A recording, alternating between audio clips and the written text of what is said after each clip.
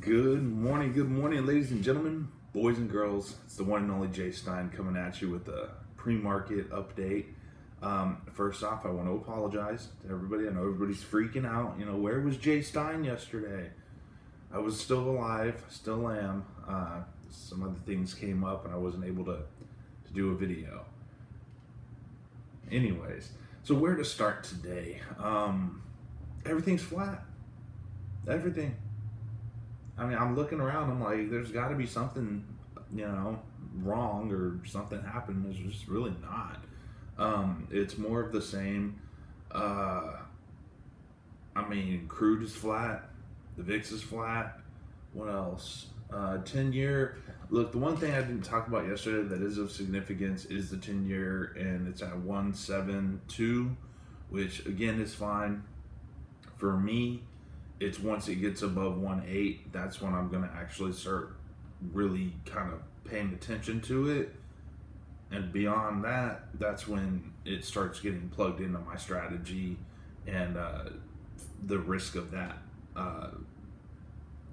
bubble being popped in terms of the 10-year running past that too.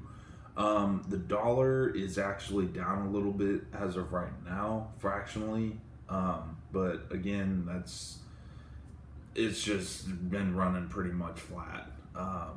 But yeah, this 10-year, we'll see what it does today. Hopefully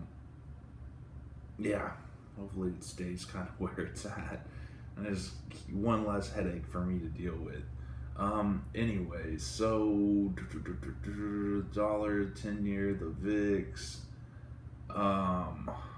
What else can I have to talk about?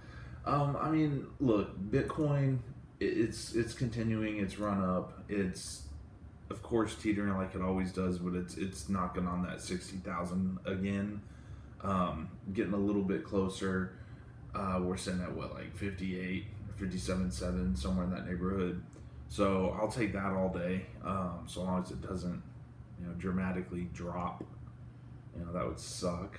And then other than that, guys, look, there's just not a heck of a lot happening. We have Micron reporting earnings this afternoon, Walgreens this morning, a couple other smaller companies.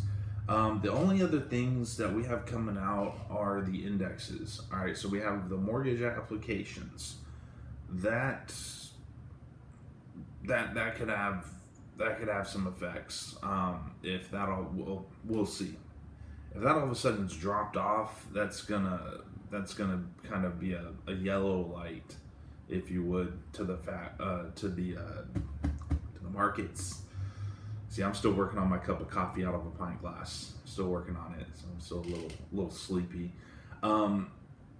The ADP employment change. We'll see what that does. The Chicago PMI. We've got pending home sales. So we have the applications, mortgage applications, and the home sales. Let's see how those correlate. Which is interesting for me because I want to buy a house. So I don't know if that's going to be a good thing or a bad thing, or I don't know. And then we also have our crude inventories. So normally these numbers, look, if these numbers are bad, they usually BS them. But what I mean by that is that they'll say, oh, well, it could have been worse, is one of their favorite phrases that I hear a lot. Or these are unrevised numbers, the guy on TV, he likes to use that one a lot too. These are the unrevised pending home sales. Pending home sales, and it's just like, okay, whatever. But if the news is bad enough, it could have market implications. If the news is great, I doubt it'll really have, it's going to shoot the market up massively. I don't know. I don't think so. Anyways, so that's basically what's going on. That's not new. I mean, everything else has already been talked about. You want to talk about the infrastructure plan? Okay, that's always like a go-to how do I say this, political talking point, you know, because it's kind of like all encompassing. Because you know, you drive your car and you hit a pothole. Everybody hits a pothole, you know. So it's like, oh yeah, bigger. I want all my potholes, you know, filled in. You know, it's infrastructure.